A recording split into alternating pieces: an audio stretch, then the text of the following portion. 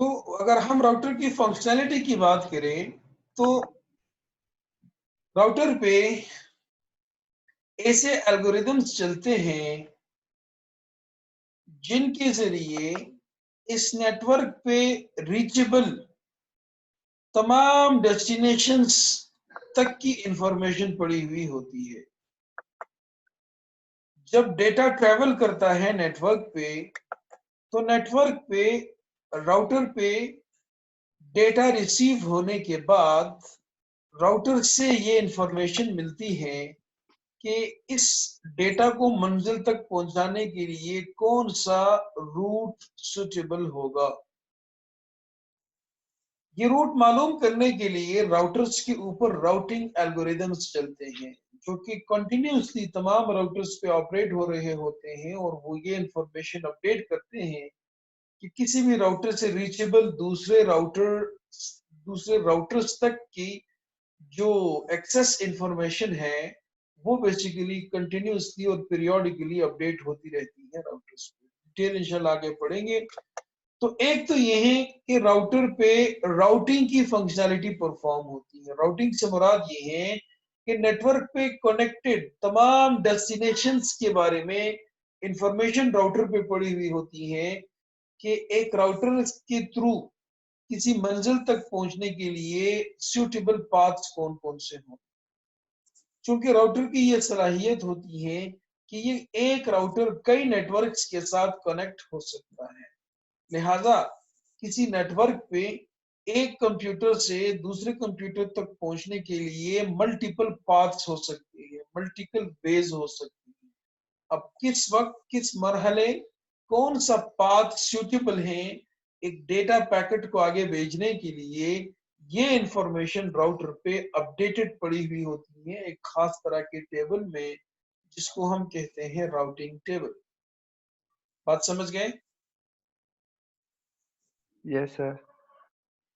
तो एक फंक्शनैलिटी तो राउटर की ये है कि it maintains an updated routing table which is used for forwarding, for sending a packet over an appropriate path to a particular destination.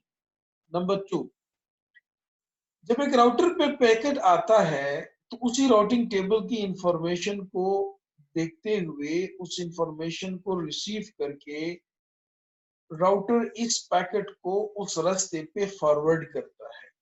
तो एक तो जो मुख्तलिफ नेटवर्क्स में ये आपस में जोड़े रखता है राउटर, उन नेटवर्क्स पे पैकेट्स को फॉरवर्ड करता है, और दूसरा उस पैकेट को फॉरवर्ड करने के लिए डायनामिकली जो है ना मुख्तलिफ पाथ सेलेक्ट करता है। तो हम टेक्निकली बोलते हैं कि राउटर राउटिंग के फंक्शन परफॉर्म करता है और फॉरवर्डिंग पैकेट्स का फंक्शन परफॉर्म करता है। ठीक है? Yes sir. तफसीर इंशाल्लाह इन दोनों के बारे में आगे पढ़ेंगे। तो पैकेट क्या होता है, what is in a packet? याद रखिएगा, जो कंप्यूटर नेटवर्क होता है या जो इंटरनेट की हम बात करते हैं, इसमें डेटा को ट्रांसमिटेबल यूनिट्स की फॉर्म में पार्सल बना के भेजा जाता है। अब हम जो आपस में कम्युनिकेट कर रहे हैं, मेरे सिस्टम के ऊपर मेरी वीडियो, मेरा ऑडियो, मेरा text, what ever type of data मेरे मशीन से जनरेट हो रहा है, वो मेरे सिस्टम के अंदर से एक खास तरह के ट्रांसमिटेबल यूनिट में इनकैप्सुलेट करके नेटवर्क पे भेजा जा रहा है। फिर नेटवर्क पे ट्रैवल करते हुए और राउटर से गुजरते हुए वो आप जितने भी कनेक्टेड यूजर्स हैं आपके मशीन्स पे पहुंचता है और जहां से फिर आपको फॉरवर्ड किया जाता है। तो हमें तो यूं लग रहा है कि मैं बोल रहा हूं, मेरी आवाज आपको सुनाई दे रही है, मेरा स्क्रीन कैप्चर होकर वीडियो आपको दिखाई दे रही है, लेकिन इन फैक्ट जब इंटरनेट पे इसको ट्रांसमिट किया जाता है तो ट्रांसमिट करते हुए इस डेटा को बेसिकली पैकेट्स में इनकैप्सुलेट करके बंद करके उसका पार्सल बनाया जाता है और फिर वो नेटवर्क पे ट्रेवल करता है। तो नेटवर्क पे डेटा पैकेट्स की फॉर्म में ट्रेवल करता है। बात समझ गए? Yes sir. इस पैकेट Yes, के sir. अंदर दो तरह की इंफॉर्मेशन होती है या दो तरह का बेसिकली कंटेंट होता है इस पैकेट के अंदर। एक तो एक्चुअल पेलोड, जो कंटेंट हम एक्सचेंज कर रहे हैं, वीडियो है, ऑडियो है, टेक्स्ट है। एक तो ये एक्चुअल कंटेंट जो भेजा जा रहा हो दो कम्युनिकेटिंग पार्टीज के दरमियान। नंबर टू, इस डेटा को सक्सेसफुली अपनी डेस्टिनेशन तक पहुंचाने के लिए और जो दरमियानी डिवाइसेस हैं उन पे इसको प्रोसेस करने के लिए इस पैकेट के अंदर कुछ कंट्रोल इंफॉर्मेशन या हेडर इंफॉर्मेशन भी इंक्लूड की जाती है। ठीक है, तो दरमियान में जब ये पैकेट राउटर्स पर से गुजरता है तो वहां पे इस हेडर इंफॉर्मेशन को देखा जाता है और उसको प्रोसेस किया जाता है और उसके मुताबिक फिर कार्रवाई की जाती है इस पैकेट को अपनी मंजिल तक पहुंचाने के लिए। तो कंक्लूजन मेरी डिस्कशन का ये है कि पैकेट दो तरह के कंटेंट्स पे मुश्तमिल होता है, डेटा और हेडर इंफॉर्मेशन। ये दोनों चीजें मिलके एक पैकेट बनाते हैं जो कि बेसिकली कंप्यूटर नेटवर्क का पार्सल है जो कि इस पे ट्रेवल करता है। बात समझ गए? जी सर। Yes, sir.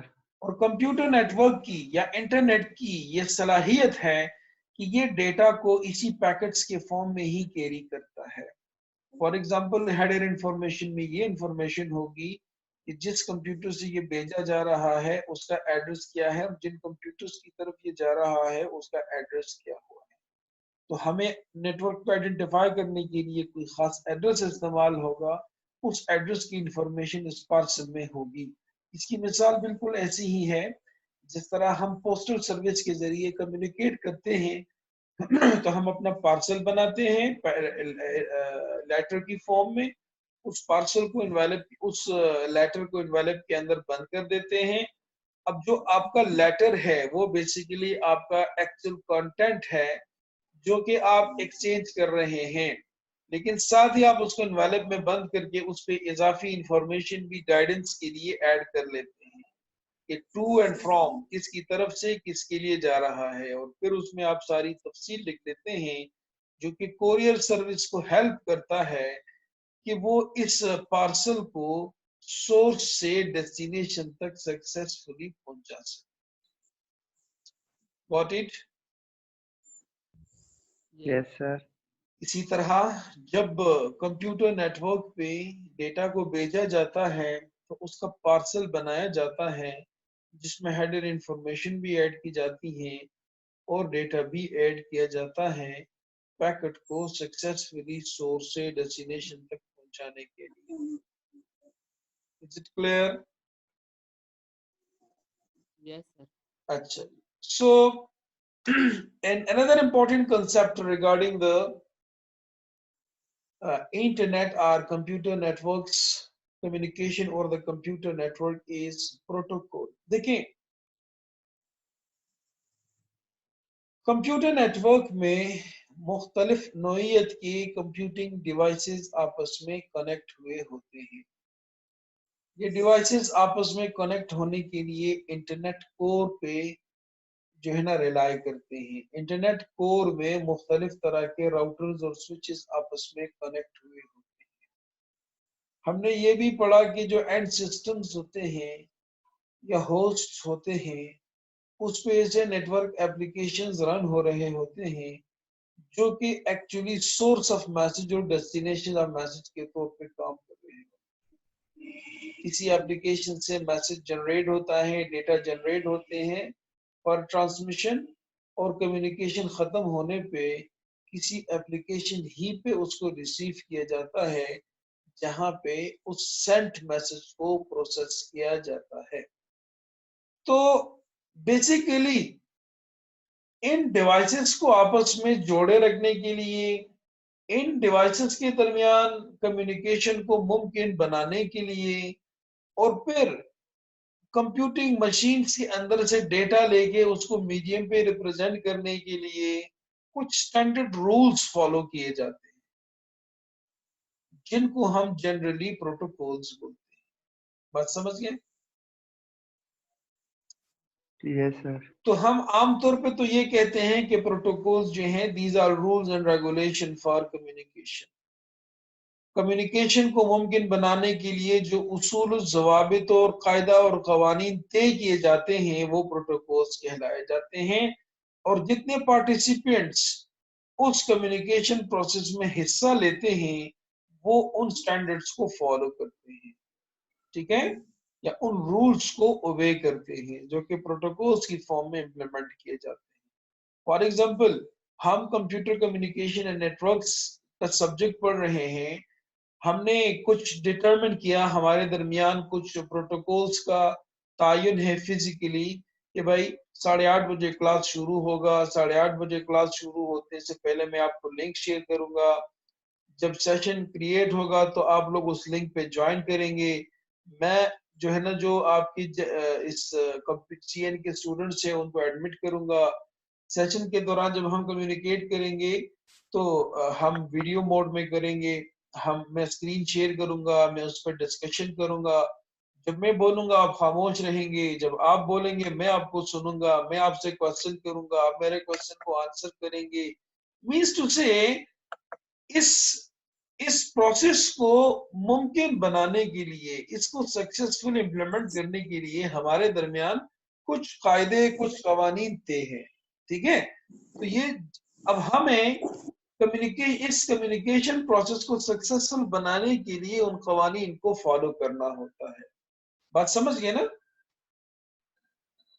तो ये यस सर। बेसिकली हमारे कम्युनिकेशन के लिए प्रोटोकॉल है जो हम सब ओबे करते हैं, तभी हमारे दरमियान सक्सेसफुली कम्युनिकेशन हो सकती। इसी तरह ये जो कंप्यूटिंग डिवाइसेस आपस में कम्युनिकेट करते हैं तो कई चीजों पे इनमें आपस में इख्तिलाफात पाए जाते हैं, लेकिन फिर भी पूरी दुनिया के कंप्यूटर्स आपस में सक्सेसफुली कम्युनिकेट तभी कर सकेंगे जब ये इन कॉमन और स्टैंडर्डाइज प्रिंसिपल्स को या रूल्स को फॉलो करें सेंडिंग और रिसीविंग पर्पस के लिए, ठीक है। यही स्टैंडर्डाइज रूल्स बेसिकली प्रोटोकॉल्स कहलाए जाते हैं। फॉर एग्जाम्पल देखें, हम आपस में अगर हम अपने फिजिकल एनवायरनमेंट की बात करें तो हमारे दरमियान कई डिफरेंसेस हैं। हम में से कोई मर्द है, कोई औरत है। हम में से कोई जो है ना वो इंग्लिश को उर्दू बोलता है, कोई पंजाबी बोलता है, कोई पहाड़ी बोलता है, कोई पश्तो बोलता है। हमारी जो है ना वो मदर टोंग्स की या लैंग्वेजेस की हमारी डिफरेंसेस है, ठीक है। हमारी क्वालिफिकेशन लेवल के डिफरेंसेस हैं। मैं टीचर हूँ, आप स्टूडेंट है। मेरे मेरा जो रोल है इस कम्युनिकेशन प्रोसेस में वो कुछ और है, आपका जो रोल है इस कम्युनिकेशन प्रोसेस में वो कुछ और है। अब हम इन सारी ग्राउंड रियलिटीज, इन सारे फैक्ट्स को सामने रखते हुए ऐसे रूल्स डिटरमाइन करते हैं कि जितनी हमारे दरमियान डिफरेंसेस है वो सेट असाइड हो जाए। उन डिफरेंसेस के रहते हुए भी हम सक्सेसफुली आपस में कम्युनिकेट कर सके। तो उसके लिए जरूरी है कि हम बेसिकली वो कवायद और जवाबित तय कर सके जिनको फॉलो करके जब हम आपस में कम्युनिकेट करेंगे तब हम सक्सेसफुली कम्युनिकेट कर सकें। तो उसके लिए जो रूल्स एंड रेगुलेशन हम डिफाइन करेंगे वो प्रोटोकॉल कहलाए जाए। इसी तरह से कंप्यूटर नेटवर्क पे जो एक एप्लीकेशन दूसरी एप्लीकेशन के साथ कम्युनिकेट करता है तो एक एप्लीकेशन से जब सेंडिंग मैसेज निकलता है, वो सेंडिंग मैसेज एप्लीकेशन से निकलने से लेके जो उसे दूसरे एप्लीकेशन तक इस मैसेज के सक्सेसफुली पहुंचने तक और वहां उसको प्रोसेस होने के बाद फिर दोबारा रिस्पॉन्स जनरेट होने तक और फिर दोबारा नेटवर्क पे ट्रेवल होने से लेके उस सेंडिंग एप्लीकेशन तक जवाब पहुंचाने तक, ये जो जितनी कम्युनिकेशन के स्टेप्स है इनके लिए जरूरी है कुछ कुछ स्टैंडर्ड्स को फॉलो किया जाए, कुछ रूल्स एंड रेगुलेशंस को फॉलो किए जाए। और यही rules and regulations basically protocol कहलाई जाती है। अब वो स्टैंडर्डली डिफाइंड होते हैं। तमाम एप्लीकेशन जब इंटरनेट पे कम्युनिकेट करेंगे वो इन्हीं स्टैंडर्ड्स को फॉलो करेंगे, तभी वो इस इंफ्रास्ट्रक्चर के ऊपर सक्सेसफुली कम्युनिकेट कर सकते। बात समझ रहे हैं? यही रूल्स एंड रेगुलेशन तयन करते हैं कि किस वक्त एप्लीकेशन ने सेंड करना है और किस वक्त एप्लीकेशन ने रिसीव करना है। जब सेंड करना होगा तो एप्लीकेशन की मैसेज को का जो पार्सल बनेगा उसकी शक्ल सूरत क्या होगी, वो कहाँ पे हेडर डेटा आएगा, कहाँ पे पेलोड आएगा। जब ये नेटवर्क पे जाएगा तो पहचान इसके अंदर क्या होगी, ये मैसेज किसकी तरफ से किसके लिए जा रहा है, और फिर दरमियान में उस इंफॉर्मेशन की बेसिस पे कोई उसको प्रोसेस करेगा, और बैकबोन में जितने डिवाइसेस होंगी वो इस कोशिश में होंगी कि इस पैकेट के अंदर पड़े हुए इंफॉर्मेशन की बुनियाद पे इसको अप्रोप्रिएट डेस्टिनेशन तक सक्सेसफुली पहुंचाया जा सके। इस मकसद के लिए इन डिवाइसेस पे स्टैंडर्ड एल्गोरिदम्स चलेंगे, ऐसे सॉफ्टवेयर्स डिप्लॉय हुए होंगे जो कि उन रूल्स को फॉलो करते हुए अपनी एक्टिविटी परफॉर्म करेंगे। और यही जो हार्डवेयर और सॉफ्टवेयर होते हैं जो कि उन स्टैंडर्ड्स को फॉलो करते हुए मैसेज की सेंडिंग और रिसीविंग में अपना किरदार अदा कर रहे होते हैं, ये कम्युनिकेशन प्रोटोकॉल्स के नाम से पहचाने जाते हैं। बात समझ गए? जी सर। फॉर एग्जाम्पल आप वेब एप्लीकेशन इस्तेमाल करते हैं। Web application is a well known example. आपके कंप्यूटर्स पे वेब ब्राउजर चल रहे हैं। अब वेब ब्राउजर पे आप ये डिटरमिन है कि वेब ब्राउजर आपकी क्या खिदमत कर सकेगा, वो आपको किस तरह की सर्विसेज प्रोवाइड कर सकेगा। तो यूजुअली वेब ब्राउजर जब हम ओपन करते हैं तो हमें एक टेक्स्ट बॉक्स के अंदर कहीं पे अपना जो है ना वो रिक्वेस्टिंग मैसेज एंटर करना होता है, www.google.com। अब ये बेसिकली एप्लीकेशन के लिए जो है ना ये सर्विस प्रोवाइड की जाती है कहीं से कि वो आपके google.com के रिक्वेस्ट को रिसीव करके एक रिक्वेस्ट मैसेज बना के नेटवर्क पे भेज सके। आपने देखा होगा ब्राउजर पे जब आप रिक्वेस्ट जनरेट करते हैं तो एंड उस लेफ्ट मोस्ट पोजीशन पे आ रहा होता है HTTP या HTTPS, आ रहा होता है ना। जी सर। ये जो बेसिकली HTTP या HTTPS है, हाइपर टेक्स्ट ट्रांसफर प्रोटोकॉल के नाम से पहचाना जाता है। इसका बेसिकली काम ये होता है कि जब आप किसी वेब पेज के लिए रिक्वेस्ट करते हैं, ये प्रोटोकॉल आपकी ब्राउजर से उस रिक्वेस्ट मैसेज को लेके या उस रिक्वेस्ट को लेके उसको एक खास सिंटैक्स के मुताबिक फॉर्मेट करके उसके अंदर ये इंफॉर्मेशन डालें कि बेसिकली किससे किस चीज के लिए रिक्वेस्ट भेजी जा रही है। ठीक है, जी सर। जिसको हम बोलते हैं HTTP रिक्वेस्ट मैसेज। और फिर ये तो आपके सॉफ्टवेयर लेवल पे एप्लीकेशन लेवल पे हो गया। फिर ऑपरेटिंग सिस्टम को ये रिक्वेस्ट मैसेज दे दिया जाता है जहां पे मजीद इसका जो है ना एक स्पेसिफिक सिंटैक्स के मुताबिक फॉर्मेट करके आगे इस काबिल बनाया जाता है कि ये नेटवर्क पे ट्रेवल कर सके। और फिर वो नेटवर्क पे ट्रेवल करता है यहाँ तक कि अपनी मंजिल तक आपका रिक्वेस्ट मैसेज पहुंचता है। वेब सर्वर मशीन जो है वहां पे ऑपरेटिंग सिस्टम लेवल पे पहले प्रोसेसिंग होती है जिससे मालूम होता है वेब सर्वर को कि ये रिक्वेस्ट किस मशीन की तरफ से आई है। फिर उसको प्रोसेस करके अगले मरहले में दाखिल किया जाता है जहां पे उस रिक्वेस्ट मैसेज को प्रोसेस करके जो चीज भी आपने मांगी हो वो कंटेंट फेच होके फिर HTTP प्रोटोकॉल वहां भी काम कर रहा होता है जो कि रिस्पॉन्स मैसेज जनरेट करके वापस भेजता है। कहने का मतलब ये है, इस पूरी डिस्कशन से मुराद ये है कि दो एप्लीकेशन जब आपस में कम्युनिकेट करते हैं तो आपस में कम्युनिकेशन के लिए जरूरी है कि दोनों एप्लीकेशंस पे कुछ प्रोटोकॉल्स इम्प्लीमेंटेड हो। प्रोटोकॉल्स सॉफ्टवेयर वर्जन फॉर्म में इम्प्लीमेंटेड होते हैं, कहीं पे हार्डवेयर लेवल की फॉर्म में इम्प्लीमेंट होते हैं या इसका हार्डवेयर वर्जन इम्प्लीमेंटेड होता है।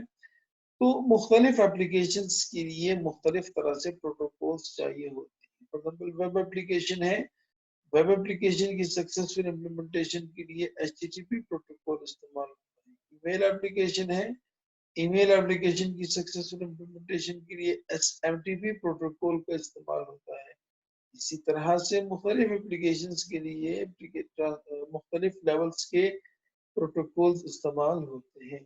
तो by definition protocols control sending and receiving of messages. चाहे एप्लीकेशन ने मैसेज सेंड करना है या चाहे एप्लीकेशन ने मैसेज रिसीव करना है, इस सेंडिंग और रिसीविंग प्रोसेस को कंट्रोल करने और इसको इम्प्लीमेंट करने के लिए जो पीस ऑफ कोड इस्तेमाल होता है, जो सॉफ्टवेयर वर्जन इस्तेमाल होता है या जो हार्डवेयर डिवाइस इस्तेमाल होता है, वो बेसिकली प्रोटोकॉल कहलाया जाता है। ठीक है। Yes sir.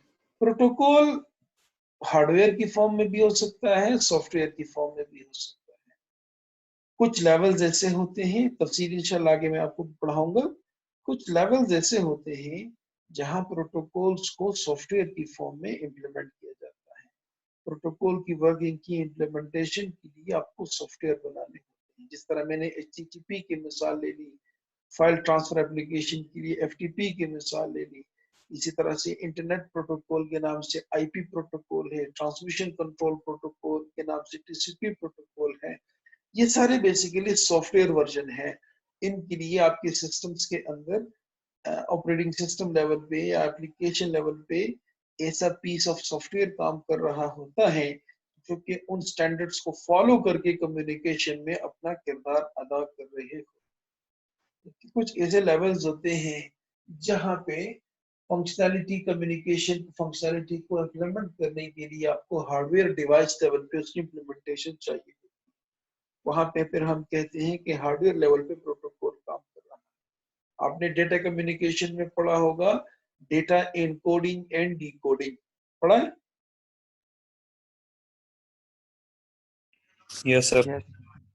कि एक लेवल पे जाके आपका डेटा जो है ना वो बिट्स की फॉर्म में रिप्रेजेंट होके मीडियम पे चला जाता है, और फिर जब डेस्टिनेशन पे रिसीव होता है तो फिर उन बिट्स वो सिग्नल्स को रिसीव करके उनसे दोबारा डेटा बिट्स जनरेट होते हैं। अब ये जो इनकोडिंग और डिकोडिंग की एक्टिविटी है, इसको परफॉर्म करने के लिए जो है ना हमें कोई हार्डवेयर डिवाइस चाहिए होता है जो ये बेसिकली ये प्रोसेस कंप्लीट कर सके और ये फंक्शनैलिटी परफॉर्म कर सके। Got it? Yes sir. तो प्रोटोकॉल क्या होता है, प्रोटोकॉल का कॉन्सेप्ट आपको क्लियर हो गया। हम Yes, एग्जाम्पल sir. के तौर पे मुख्तलिफ प्रोटोकॉल्स इस पूरे कोर्स में हम पढ़ेंगे, जहाँ पे गाहे बगाहे आपको ये स्टेटमेंट क्लियर होता जाएगा कि how protocol control sending of messages and receiving of messages and how protocols play role in sending of message and receiving of message. बात समझ गए? Yes, sir. अच्छा जी।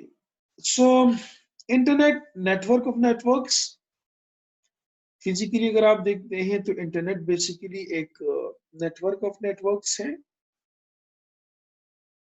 क्योंकि अब देखें मेरे घर के अंदर राउटर लगा हुआ है, राउटर के साथ मैं भी कनेक्टेड हूँ और मेरा मोबाइल डिवाइस भी कनेक्टेड है। मैं लैपटॉप इस्तेमाल कर रहा हूँ, जो मेरे बच्चे हैं वो मोबाइल डिवाइस इस्तेमाल कर रहे हैं। तो मेरे घर के अंदर भी एक नेटवर्क बना हुआ है जिसमें राउटर के साथ मैं और मेरे जो बाकी कंप्यूटिंग मेरे लैपटॉप और बाकी कंप्यूटिंग डिवाइसेस कनेक्टेड है। तो ये बेसिकली मेरे घर का लोकल एरिया नेटवर्क है। ठीक है। जी सर। इस तरह आप डायग्राम में फिर वो राउटर पीछे ISP के साथ जो कनेक्टेड है, तो ISP के साथ कनेक्ट होने के बाद एक वाइड एरिया नेटवर्क का वो हिस्सा बन जाता है। डायग्राम में देखिए, देखिए आपको यहाँ पे ना मुख्तलिफ कलर्ड शेड्स के साथ यहाँ पे 3 मुख्तलिफ रीजन्स दिखाए गए हैं।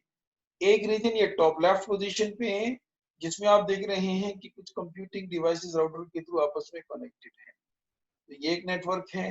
दूसरे रीजन में पे राउटर्स आपस में कनेक्टेड है जिसमें मुख्तलिफ ISPs आपस में कनेक्टेड है, ये बताते खुद एक नेटवर्क है। और फिर एक तीसरे रीजन में कई नेटवर्क्स को आपस में जोड़ा गया है। तो ओवरऑल तो ये इंटरनेट की को रिप्रेजेंट कर रहा है, लेकिन ये नेटवर्क बेसिकली कई नेटवर्क्स का बेसिकली एक मजमुआ है। क्लियर? सो जी सर। हम कहते हैं कि लूजली हायरार्किकल इसका जो स्ट्रक्चर बनता है ना, अगर आप फिजिकली इसको देखते हैं तो ये बेसिकली एक हायरार्किकल किस्म का स्ट्रक्चर इसका बनता है, जिसमें सबसे बॉटम पे आपके एज कंप्यूटिंग डिवाइसेस आते हैं, और आप अगर ऊपर की तरफ देखते हैं तो फिर आपको राउटर्स और फिर आपको रीजनल आईएसपीज और फिर आपको मुख्तलिफ ज्योग्राफिक स्कोप के साथ मुख्तलिफ राउटर्स दिखाई देते हैं।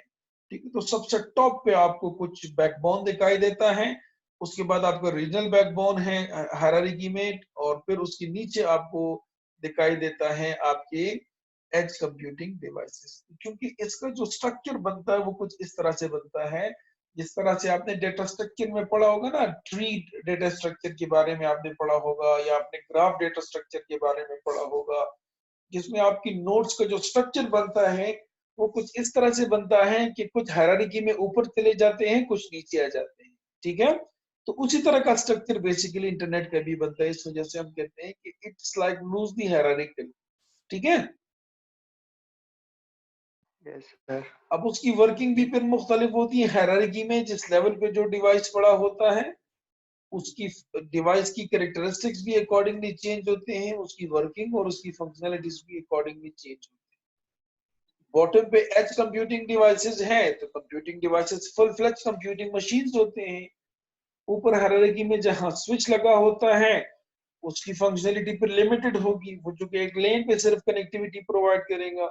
उससे ऊपर हायरार्की पे राउटर आएंगे, राउटर्स की फंक्शनलिटी उससे ज्यादा होंगी, जो कि नेटवर्क लेवल पे कनेक्टिविटी प्रोवाइड करेगा आईएसपी तक। आईएसपी के राउटर्स की अगर हम बात करते हैं तो उसके कैरेक्टरिस्टिक्स कुछ और होंगे, और वो आपको बड़े स्केल पे मुख्तलिफ तरह के आईएसपीज के साथ जो है ना इंटरकनेक्टिविटी प्रोवाइड करेगा। बात समझ गए? सो इस जो इंटरनेट का स्ट्रक्चर बनता है, इस लिहाज से हम कहते हैं कि ये हायरार्किकल स्ट्रक्चर बनता है। And public internet versus private internet, ये दो टर्म्स इस्तेमाल होते हैं। वाइड एरिया नेटवर्क में एक लफ्ज इस्तेमाल होता है इंटरनेट का, एक लफ्ज इस्तेमाल होता है इंट्रानेट का। तो इंटरनेट तो वो पब्लिक इंटरनेट है या पब्लिक वाइड एरिया नेटवर्क है which is accessible for all, nobody has restriction while accessing this internet work। बात समझ गए? वो Yes, wide sir. Area network जिसमें किसी को भी कनेक्ट होने की पाबंदी ना हो और पूरी दुनिया के लोग उसमें इंटरकनेक्ट हो सकते हैं, वो इंटरनेट कहलाया जाता है। ठीक है, Yes, sir. जबकि वो वाइड एरिया नेटवर्क जो कि एक ऑर्गेनाइजेशन या चंद ऑर्गेनाइजेशन सिर्फ अपने कस्टमर्स या अपने एम्प्लॉयज के लिए बनाते हैं, स्कोप उसका लिमिटेड नहीं होता लेकिन एक्सेस उसकी लिमिटेड होती है। ठीक है, उसको फिर हम कहते हैं इंट्रानेट, जो कि एक इदारा ओन करता है। For example federal Urdu university का एक नेटवर्क इस्लामाबाद में है, एक नेटवर्क इसका कराची में है, एक नेटवर्क सपोज इसका क्वेटा में है, एक नेटवर्क इसका पेशावर में है, और ये सिर्फ इन कैंपसेस को आपस में जोड़े रखता है। अब ये जो नेटवर्क है this is a wide area network, लेकिन दिस इज नॉट इंटरनेट। बात समझ गए? Yes sir. Yes, sir. इसी तरह बैंकिंग सिस्टम का ले लें, तो बैंकिंग का जो ट्रांजैक्शन का सिस्टम होता है, खासतौर पे जहां एटीएम ट्रांजैक्शन आप परफॉर्म करते हैं, अब उस नेटवर्क में आप देखें तो पूरे पाकिस्तान के मुख्तलिफ बैंकिंग्स का ना, मुख्तलिफ बैंक्स का आपस में एक नेटवर्क बना हुआ है, ऐसा ही है। Yes, sir. लेकिन अब बैंकिंग के सिस्टम को या बैंकिंग के नेटवर्क को हम बाहर से एक्सेस नहीं कर सकते। उसमें अगर आप उर्दू यूनिवर्सिटी के नेटवर्क को कनेक्ट करेंगे तो आपको एक्सेस नहीं मिलेगा। ठीक है ना, ट्रांजैक्शन परफॉर्म करने के लिए, मतलब एटीएम सर्विस को यूज करने के लिए। ठीक है, अब वो बेसिकली उन बैंक्स का इंट्रानेट है। ठीक है, तो ऐसा वाइड एरिया नेटवर्क जो किसी इदारे या कुछ इदारों की ओनरशिप में आए उसको इंट्रानेट बोलते हैं। और वो वाइड एरिया नेटवर्क जो कि पूरी दुनिया के लिए एक्सेसिबल हो और वो किसी एक ऑर्गेनाइजेशन की अथॉरिटी में नहीं होता, उसकी एडमिनिस्ट्रेटिव डोमेन में नहीं आता, उसको फिर हम इंटरनेट कहते हैं। ठीक है, Yes, यस sir. सर। अच्छा जी, इसी तरह तो this is basically about the intranet area internet, and there are some standards that are followed for defining standards for the internet, जिसको हम बोलते हैं RFC, रिक्वेस्ट फॉर कमेंट्स।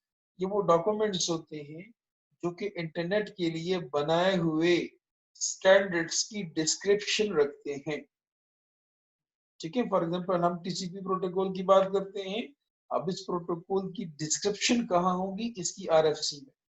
हम IP की बात करते हैं, इसकी डिस्क्रिप्शन कहाँ होगी, इसकी RFC में।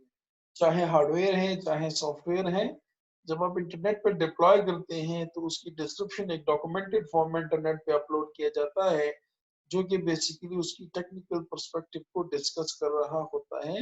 ये उसका RFC डॉक्यूमेंट कहलाया जाता है। यूजुअली ओपनली एक्सेसिबल होता है और रिसर्चर्स उसको पढ़ के उस पर कमेंट कर सकते हैं। ठीक है। And ITIETF, internet engineering task force, ये वो इदारा है जो कि इंटरनेट की कनेक्टिविटी को मॉनिटर करता है। ठीक है। So this was an introduction to the internet के बेसिकली इंटरनेट का स्ट्रक्चर कैसे होता है, इंटरनेट में किस तरह के डिवाइसेस आपस में कनेक्टेड है और कम्युनिकेशन उनमें जब होती है तो उसकी बेसिक जो कॉन्सेप्ट्स है वो क्या होते हैं। If anybody has any question until now, you may ask, please.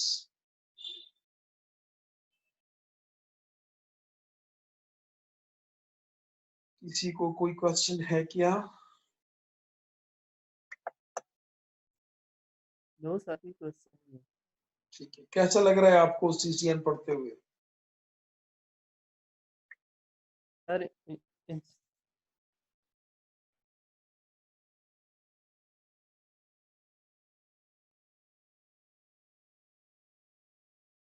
अच्छा जी। So communication infrastructure enables distributed applications to communicate. जिस तरह मैंने आपको पहले बोला कि अगर हम इंटरनेट की बात करते हैं तो एक तो इसका कम्युनिकेशन इंफ्रास्ट्रक्चर है जिसमें आपके एज और कंप्यूटिंग डिवाइसेस, एज पे कंप्यूटिंग डिवाइसेस और कोर में आपके राउटर्स जो है ना आ जाते हैं। दूसरा ये है कि बेसिकली इस इंफ्रास्ट्रक्चर को यूजेबल बनाने के लिए और इसको यूजफुल बनाने के लिए आप इस इंफ्रास्ट्रक्चर के ऊपर ऐसे एप्लीकेशंस रन करते हैं जो कि हमें सर्विसेज प्रोवाइड करते हैं कम्युनिकेशन। तो सर्विसेज की हमने बात की कि मुख्तलिफ एग्जांपल्स हमने पढ़े, वेब एप्लीकेशन है, ईमेल एप्लीकेशन है, फाइल ट्रांसफर एप्लीकेशन है, मैसेंजर्स होते हैं, वीडियो कॉन्फ्रेंसिंग एप्लीकेशंस होते हैं, नंबर ऑफ एप्लीकेशंस जो है मुख्तलिफ नौइयत की कम्युनिकेशन सर्विसेज प्रोवाइड करने के लिए हम इस्तेमाल करते हैं in order to communicate over the computer network. अच्छा, ये जो एप्लीकेशंस आप इस्तेमाल करते हैं कंप्यूटर नेटवर्क के ऊपर कम्युनिकेशन के लिए, इनको अगर हम मजीद स्प्लिट करें तो देखिए एक लेवल पे आपके कंप्यूटिंग सिस्टम के अंदर ये नेटवर्क एप्लीकेशंस रन हो रहे होते हैं और एक लेवल पे इन एप्लीकेशन को कम्युनिकेशन की सर्विसेज प्रोवाइड की जाती है। अगर मैं आपको वेब एप्लीकेशन की मिसाल दे दूं तो वेब एप्लीकेशन में हम अपने सिस्टम्स पे वेब ब्राउजर इस्तेमाल कर रहे हैं, चाहे वो क्रोम का है, इंटरनेट एक्सप्लोरर का है, फायरफॉक्स का है, ओपरा का है, जो भी है। तो एक लेवल पे तो ये नेटवर्क एप्लीकेशन रन हो रहा होता है जो कि हमें एक इंटरफेस प्रोवाइड करता है जिसको यूज करते हुए हम अपना रिक्वेस्ट जनरेट कर सकते हैं वेब पेज के लिए, और जो रिप्लाई आती है हमें इस लेवल पे अपनी रिक्वेस्ट की रिप्लाई नजर आती है। हमारे सिस्टम्स के अंदर दूसरे लेवल पे ऑपरेटिंग सिस्टम की कम्युनिकेशन सर्विसेज इस्तेमाल हो रही होती है। वो कम्युनिकेशन सर्विसेज क्या रोल प्ले कर रहे होते हैं, जब हमारे ब्राउजर से या नेटवर्क एप्लीकेशन हम कोई भी इस्तेमाल कर रहे हो, इन एप्लीकेशन से जब सेंडिंग मैसेज फॉर्मेट होके ऑपरेटिंग सिस्टम के कम्युनिकेशन सर्विसेज को हैंड ओवर किया जाए, वो कम्युनिकेशन सर्विसेज उस मैसेज को इस काबिल बनाते हैं कि वो नेटवर्क पे ट्रेवल कर सके और उसके बाद वो पैकेट की फॉर्म में नेटवर्क पे जाता है, जहां पे इनकोडिंग टेक्निक के जरिए उसको रिप्रेजेंट करके मीडियम पे सेंड किया जाता है। दूसरी तरफ जब नेटवर्क से कंप्यूटिंग मशीन पे वो रिसीव होता है, रिसीव होने के बाद ऑपरेटिंग सिस्टम की कम्युनिकेशन सर्विसेज उसको लेते हैं और वो पार्सल रिसीव करके उसमें पड़े हुए इंफॉर्मेशन की बुनियाद पे उसको प्रोसेस करके उससे एक्चुअल जो कंटेंट होता है वो दूसरे सिस्टम पे चलने वाले एप्लीकेशन को दे दिया जाता है। वो एप्लीकेशन उसको प्रोसेस करके फिर इन रिटर्न जो है ना इस तरह से रिवर्स ऑर्डर में काम करता है। तो अगर मैं इस डिस्कशन को कंक्लूड करूं तो बेसिकली 3 मुख्तलिफ लेवल्स पे कम्युनिकेशन होती है सिस्टम से मीडियम पे मैसेज के आने तक। नंबर 1, आपके नेटवर्क एप्लीकेशन से ऑपरेटिंग सिस्टम तक, ऑपरेटिंग सिस्टम से आपके हार्डवेयर डिवाइसेस के थ्रू मीडियम पे, और फिर मीडियम पे ट्रेवल करते हुए डेस्टिनेशन कंप्यूटर पे और फिर वहां से रिवर्स ऑर्डर। कहने का मतलब ये है कि एप्लीकेशंस का काम सिर्फ मैसेज को जनरेट करना और आए हुए मैसेज को रिस्पॉन्ड करना होता है। इन नेटवर्क एप्लीकेशंस को आपके कंप्यूटर्स के अंदर कहीं से ऐसे सर्विसेज चाहिए होते हैं जो कि इन एप्लीकेशन के भेजे जाने वाले मैसेज को रिसीव करके डेस्टिनेशन कंप्यूटर्स पे पहुंचा सके और रिप्लाई को वहां से रिसीव करके यहाँ पे इस सिस्टम पे सेंडिंग मशीन पे रिसीव कर सके। बात समझ गए? तो communication services are provided to applications by the operating system. ठीक है?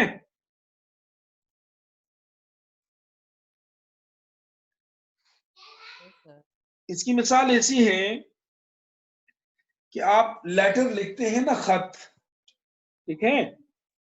तो लेटर लिखने के बाद you play the role of network application.